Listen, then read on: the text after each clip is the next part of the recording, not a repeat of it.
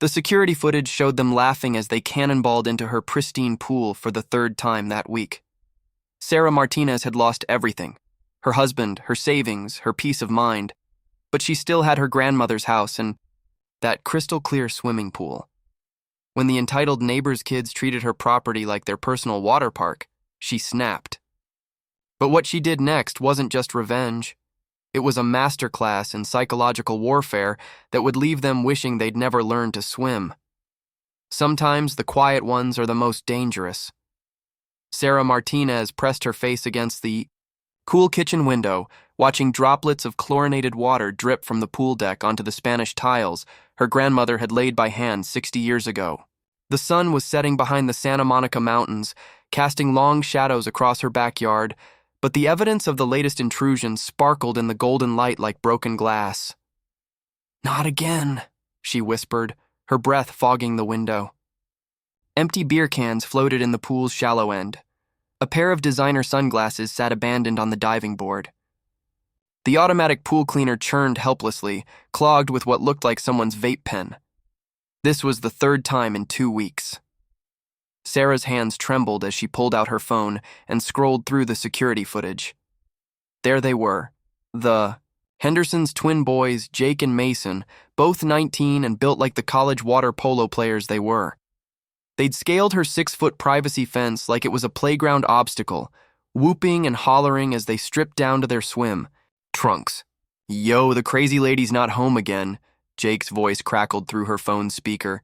"Time for some quality pool time." "Dude, this water is so much cleaner than ours," Mason replied, executing a perfect backflip off her diving board. She's, obsessed with keeping it perfect. They spent 2 hours in her pool, drinking beer they'd brought in a cooler, playing music loud enough to wake the dead, and treating her property like their personal resort. When they finally left, they didn't bother cleaning up. They just hopped the fence and disappeared into the night, leaving Sarah to deal with the mess. Again.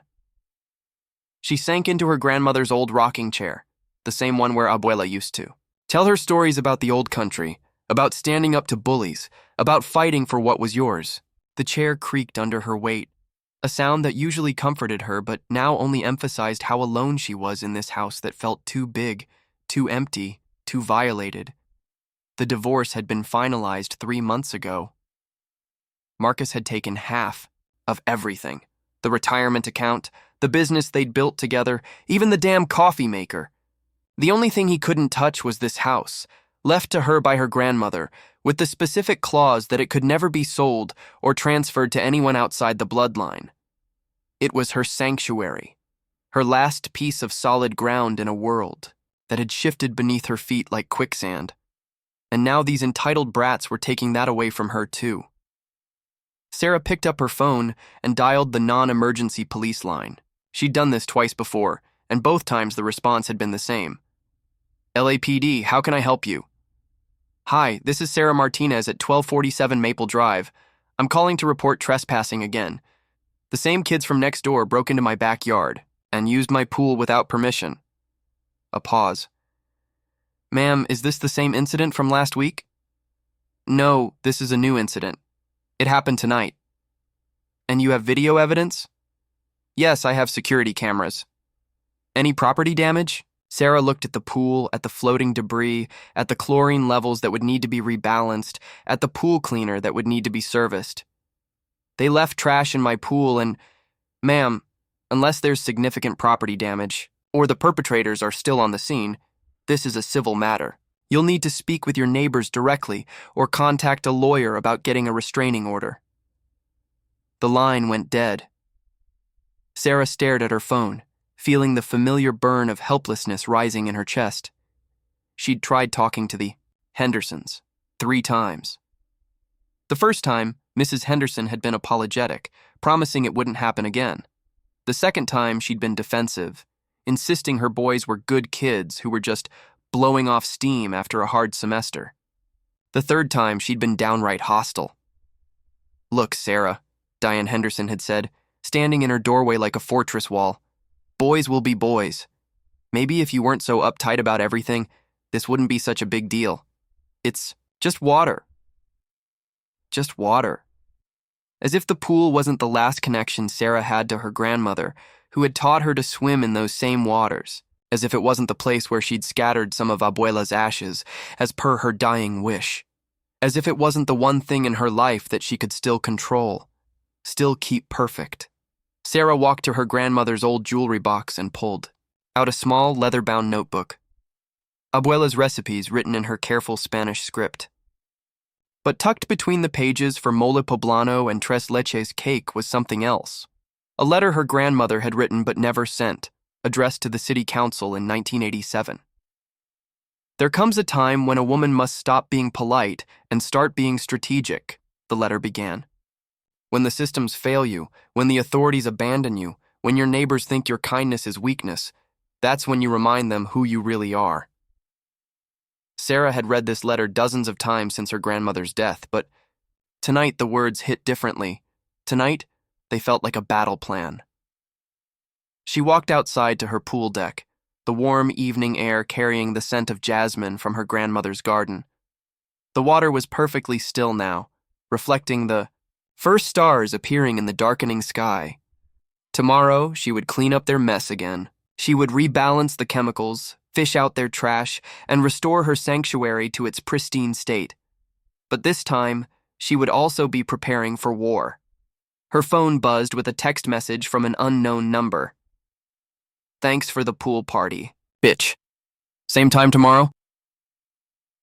The message included a photo, Jake and Mason, grinning and giving thumbs up while floating in her pool on unicorn-shaped inflatables they'd apparently brought with them. Sarah's grip tightened on her phone until her knuckles went white. She looked at the water, then at the security camera mounted on her house, then at the tall fence that was supposed to protect her privacy, but had become nothing more than a minor inconvenience for a couple of entitled athletes. Okay, she said quietly, her voice carrying the same steel that had made her grandmother a force to be reckoned with in their old neighborhood. You want to play games? Let's play games. She pulled up the contact information for her old college roommate, Diana Kim, who now worked as a chemical engineer for a water treatment company. Then she scrolled through her phone until she found the number for Tom Rodriguez, the contractor who'd renovated her bathroom last year, and mentioned he did security system installations on the side. By the time she went to bed that night, Sarah had made 6 phone calls and ordered $3,000 worth of equipment online. The Hendersons boys thought they were dealing with a helpless divorcee who would roll over and take their abuse. They were about to learn exactly how wrong they were. The packages started arriving at 7 a.m. sharp. Sarah had barely finished her first cup of coffee when the doorbell rang. Tom Rodriguez stood on her porch, tool belt around his waist, and a knowing grin on his weathered face. You sounded pretty serious on the phone last night, he said, hefting a large duffel bag. Motion sensors, infrared cameras, pressure plates. This is some serious surveillance gear. You planning to catch Bigfoot or something? Something like that, Sarah replied, stepping aside to let him in. How quickly can you get it all installed? Give me 4 hours. But Sarah, this stuff isn't cheap to maintain. The monitoring system alone will run you. Money's not an issue. She handed him an envelope thick with cash. I need it done today, and I need it done invisibly. Can you manage that? Tom's eyebrows shot up as he counted the bills.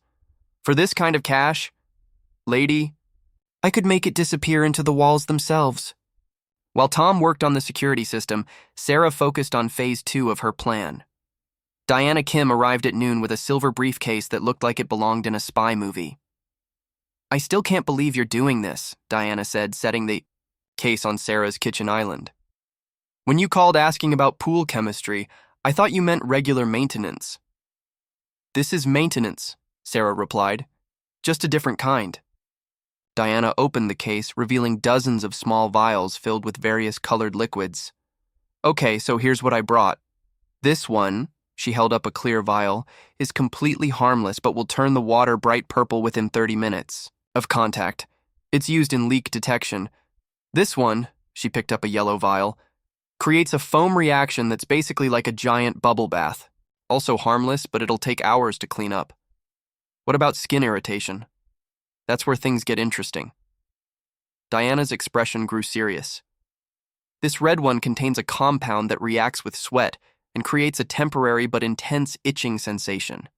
Think poison ivy, but it washes off completely within 24 hours. It's what we use to test protective gear. Sarah studied the vials like a general examining weapons. And they're all completely safe?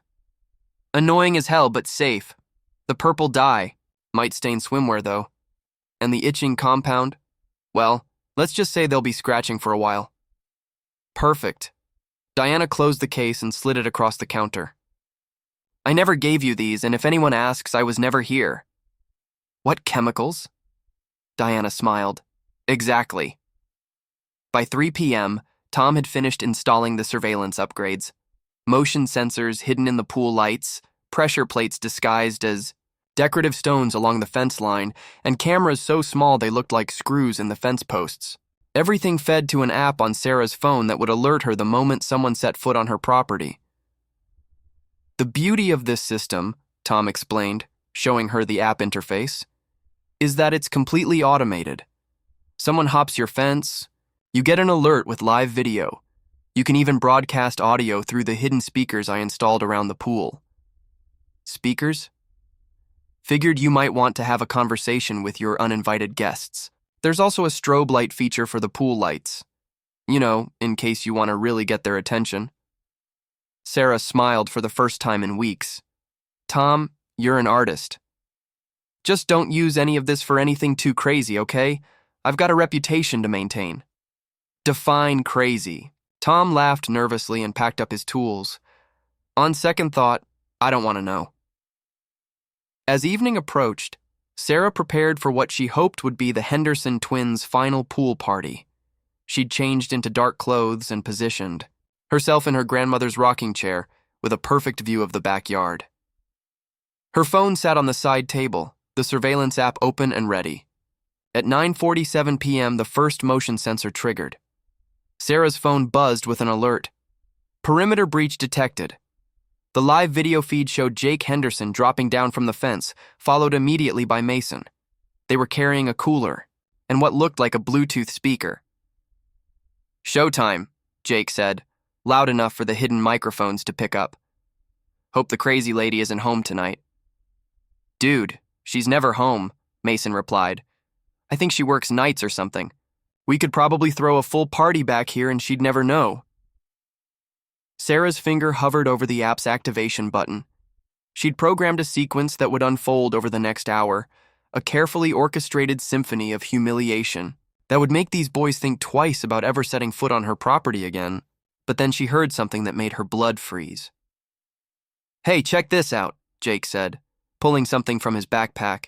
It was a small spray bottle. I brought some of that algae killer from our pool. Figure we'll dump it in here and see what happens. Maybe it'll turn green or something. Sarah's heart pounded. She didn't know what was in that bottle, but algae killer could contain chemicals that might interact dangerously with the compounds Diana had given her.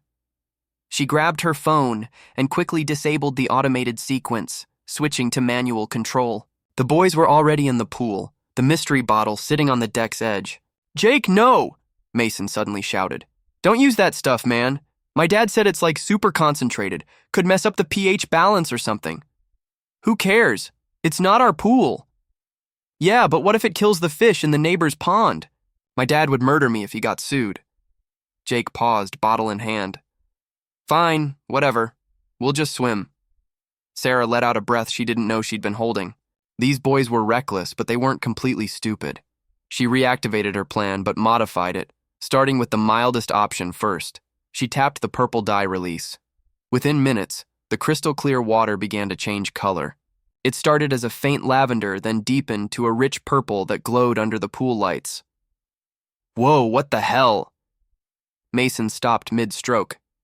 Dude, the water's changing color. That's not normal, Jake said, treading water nervously. That's definitely not normal. Sarah activated the hidden speakers. Her voice echoed across the water with an otherworldly quality that the audio system's reverb setting enhanced perfectly. Welcome to my pool, boys. Both twins froze, spinning in the water to look for the source of the voice. What the... Jake started. I've been watching you, Sarah continued, her voice seeming to come from everywhere at once. Every time you've trespassed, every beer can you've left, every moment you've disrespected my property. Yo, this is some horror movie stuff, Mason whispered, but his voice carried clearly through the surveillance system. We need to get out of here. Oh, you're not leaving yet, Sarah said. We're just getting started. She activated the foam reaction. The water around the boys began to bubble and froth, creating a thick, soapy foam that multiplied exponentially. Within seconds, they were swimming in what looked like a giant bubble bath, the foam rising to cover their heads. I can't see, Jake sputtered, panic creeping into his voice. What is this stuff? It's harmless, Sarah's voice boomed. Unlike your behavior, but we're not done yet. She hit the strobe lights. The pool area erupted in flashing lights. Red, blue, white, strobing in a pattern that made the foam-covered water look like something from a nightmare. The boys flailed in the bubbles, trying to find the pool's edge, but the foam was so thick they couldn't see more than a few inches in any direction. Please, Mason shouted. We're sorry. We'll never come back. You're right, Sarah replied. You won't, because after tonight, every time you even think about my pool, you'll remember this moment. You'll remember what happens when you mess with someone who's tired of being messed with. She waited, letting them struggle in the foam for a few more minutes, listening to their increasingly panicked voices. Then, just as she was about to end the sequence, her phone buzzed with another alert. New motion detected. The video feed showed two figures running across her backyard, Mr. and Mrs. Henderson, both in their robes and slippers, drawn by the strobe lights and their sons screaming. Jake! Mason! Diane Henderson's voice cut through the night. What's happening? Richard Henderson, a man Sarah had only seen in passing, stopped dead when he saw the foam-covered pool and the disco light show. What in the hell? Sarah smiled. This was even better than she'd planned. She switched off the strobes and activated the regular pool lights, revealing her masterpiece. Two college athletes covered head to toe in purple foam, looking like they'd been dunked in grape-flavored soap. The water was still bright purple, still bubbling, and the boys were still struggling to find the pool's edge. Help us! Jake called out when he heard his parents' voices. Something's wrong with the pool, we can't see anything. Diane Henderson's expression shifted from concern to horror to something that looked like recognition. She turned toward the house, toward the windows where she somehow knew Sarah was watching. Sarah Martinez, she called out, what have you done to my boys? Sarah activated the speakers one last time. I gave them exactly what they deserved, Diane. Nothing more, nothing less. They'll be fine in an hour or two. The foam will dissipate. The purple will fade, and they'll be back to normal. But they'll never forget tonight. And neither will you. Richard Henderson was already wading into the pool, still in his robe, helping his sons toward the shallow end. The foam clung to him, like cotton candy, staining his expensive silk robe purple. This is insane, he shouted toward the houser. Sarah let the phone ring 3 more times before answering, savoring each electronic chime like a note in a victory symphony. Hello, Diane. What you did tonight was completely unhinged. Diane Henderson's voice shook with barely controlled rage. My boys could have been hurt. That chemical reaction was completely harmless, as I'm sure you'll discover when the purple fades in a few days. Sarah walked to her kitchen window, where she could see the Henderson house glowing with interior lights. Silhouettes moved frantically behind the curtains. Though I can't say the same for their egos. This isn't over. Richard is talking to a lawyer right now. Good. Make sure they see the security footage first. All of it. Dating back 2 weeks. Sarah opened her laptop and pulled up the files. I have Jake and Mason trespassing on my property 6 separate times. I have them drinking alcohol in my pool. They're under 21, aren't they? I have them vandalizing my property, leaving trash, and tonight I have them bringing an unidentified chemical substance onto my land. The silence on the other end stretched long enough for Sarah to count her heartbeats. What do you want? Diane finally asked. I want them to stay off my property. Permanently. I want a written apology. And I want compensation for the pool maintenance, the security system installation, and the emotional distress your sons have caused me. How much? Sarah smiled. She'd been hoping Diane would ask that question. $10,000. That's insane. For what? Pool chemicals? For 3 weeks of my life you've stolen. For the sleep I've lost worrying about what those boys might do next. For feeling unsafe in my own home. Sarah's voice hardened. For having to become someone I never wanted to be just to protect what's mine. Another long pause. We don't have that kind of money. Then perhaps you shouldn't have raised sons who cost $10,000 worth of trouble. Through her window, Sarah saw a figure appear on the Hendersons' back patio. Richard Henderson, still stained purple around the edges, was pacing while shouting into his phone. Even from across the yard, his gestures looked frantic. Look, Diane said, her tone shifting from anger to something closer to pleading. The boys made a mistake, several mistakes, but they're good kids, Sarah. They're scholarship athletes. Jake's got scouts coming to see him play next month. If this gets out, if there's any kind of legal trouble, then maybe he should have thought about that before he decided my pool was his personal water park. Please, what if we compromise? $5,000, and I'll make sure the boys never come near your property again. Sarah was quiet for a long moment. Not because she was considering the offer, but because she was watching something interesting unfold at the Henderson house. 2 police cruisers had just pulled into their driveway. Diane, she said slowly, did Richard call the police? Yes. He said what you did tonight was assault or something. The chemicals, the lights. Sarah laughed, a sound that even surprised her with its edge. Oh, this is perfect. Please put me on speaker. I want to hear this conversation. What? No, I'm not. Diane, speaker. Now. Unless you want me to release tonight's footage to the internet instead of keeping it between us. A moment later, Sarah heard the tinny echo that meant she was on speakerphone. In the background, she could hear Richard's voice rising as the police officers apparently asked him to explain what had happened. Richard, Sarah called out, her voice carrying clearly through the phone. Are you telling the officers about how your sons broke into my property tonight?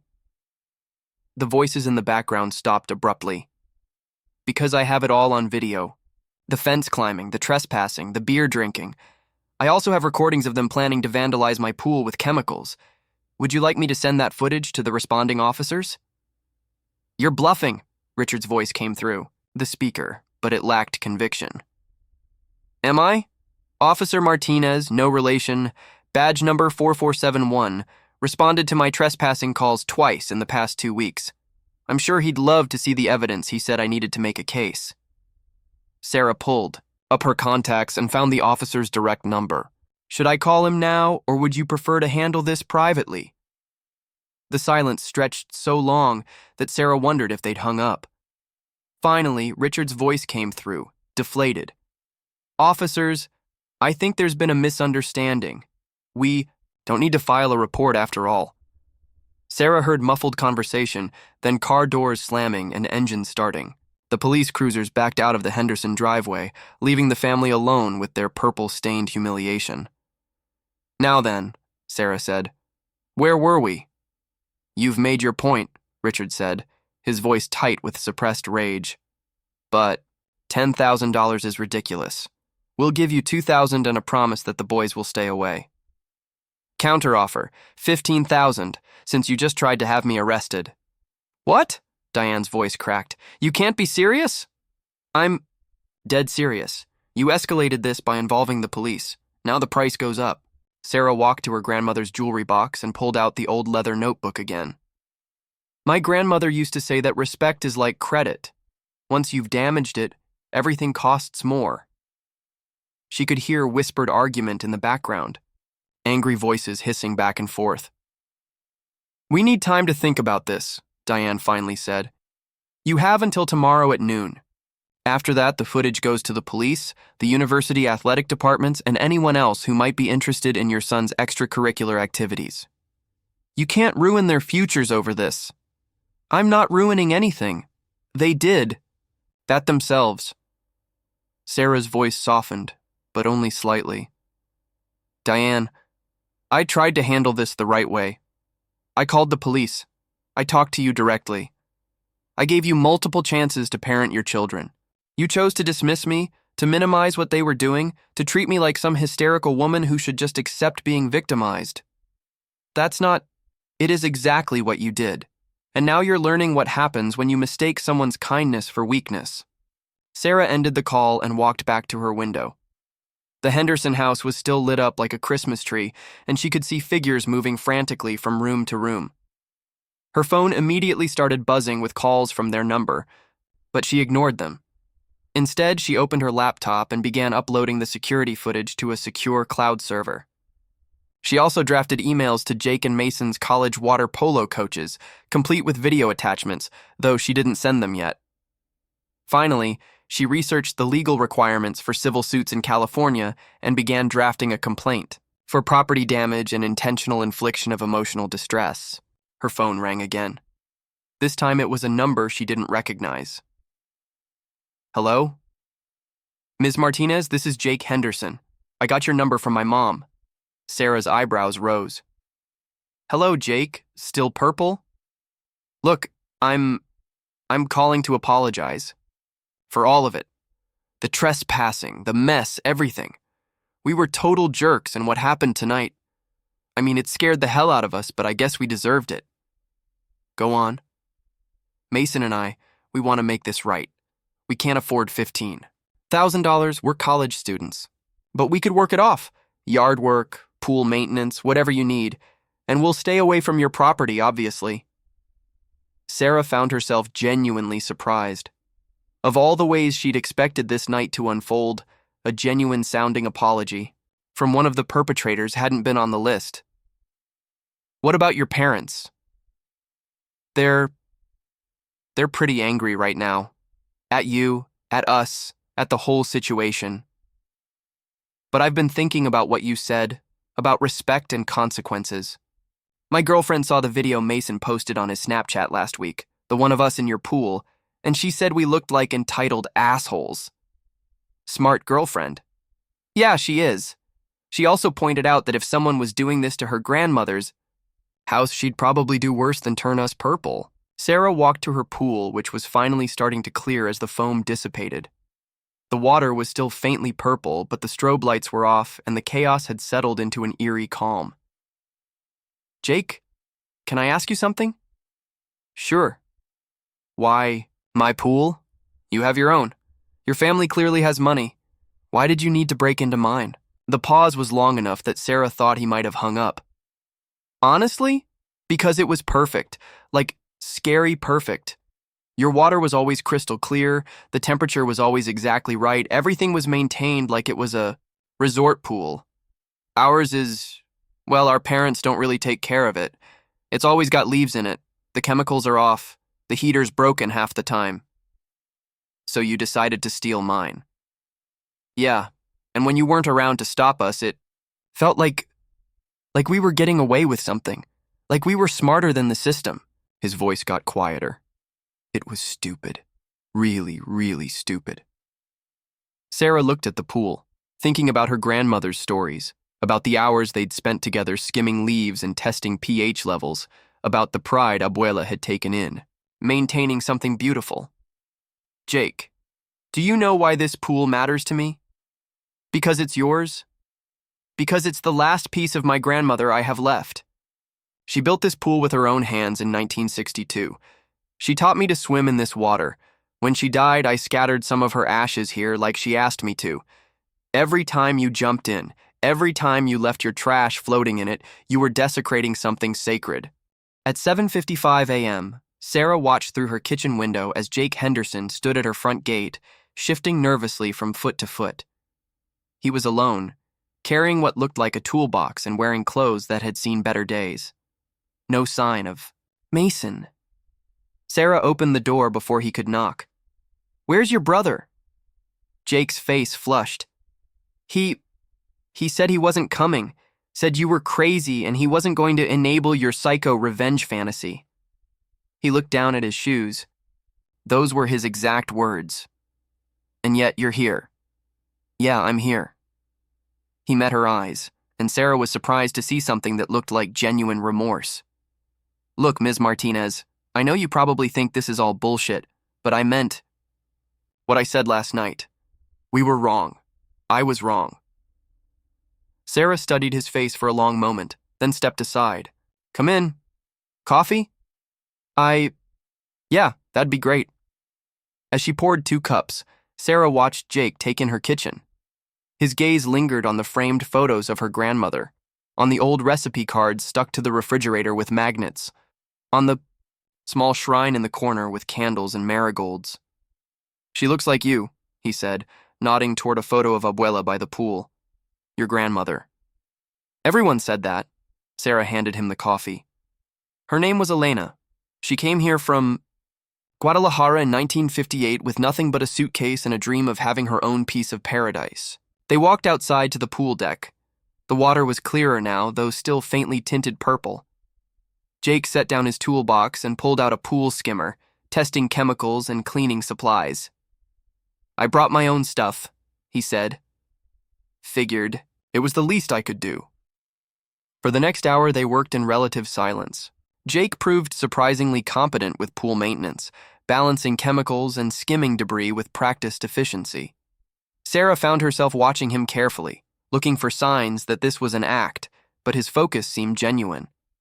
"You know what you're doing," she observed.